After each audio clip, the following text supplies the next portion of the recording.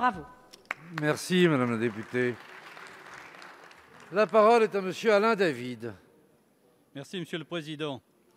Ma question s'adresse à Monsieur le ministre des Affaires étrangères. Elle porte sur l'arrestation d'Aung San Suu Kyi et le coup d'État militaire en Birmanie le 1er février.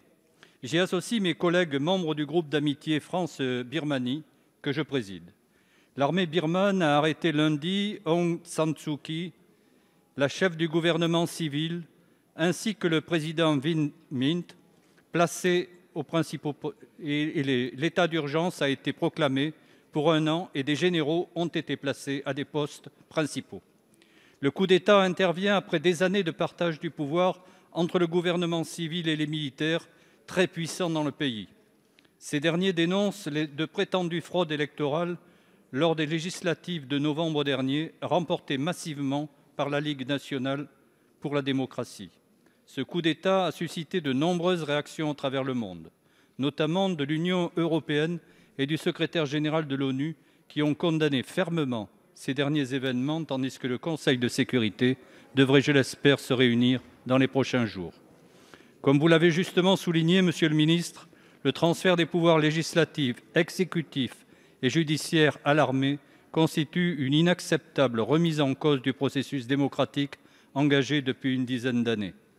Vous avez appelé à la libération immédiate et sans condition d'Aung San Suu Kyi et de Win Myint et de toutes les personnalités du gouvernement, des députés, des membres de la société civile arrêtés à la veille de l'ouverture de la session inaugurale du Parlement. Pourriez-vous nous indiquer, Monsieur le ministre, quelle voix ferme la France peut porter face à cette démonstration de force? Quelles actions comptez-vous mener avec nos partenaires afin d'œuvrer pour une paix durable en Birmanie?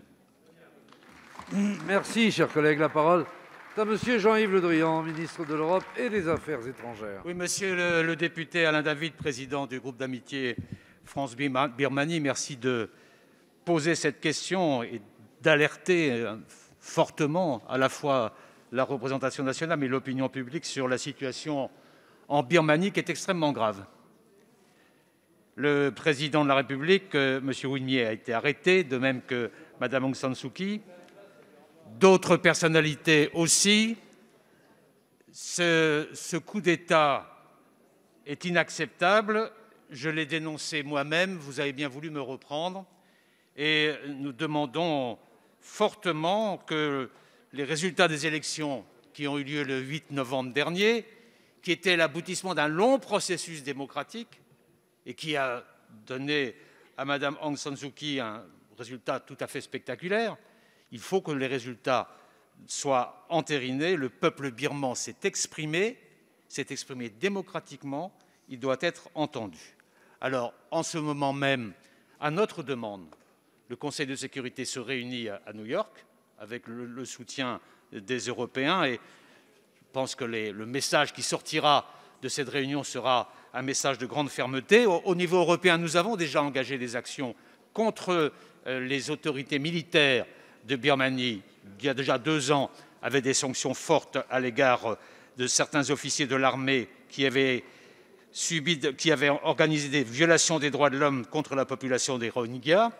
Et je dois dire à cet égard, pour qu'il n'y ait pas de confusion, que je suis convaincu, je crois comme vous, que la réponse à la crise des Rohingyas passe d'abord par la réussite du processus démocratique en Birmanie. C'est la raison pour laquelle, si d'aventure les autorités militaires ne reviennent pas sur leur coup d'État, la question de mesures nouvelles sera prise au niveau européen dans les jours qui viennent et de manière impérative. Merci, monsieur le ministre.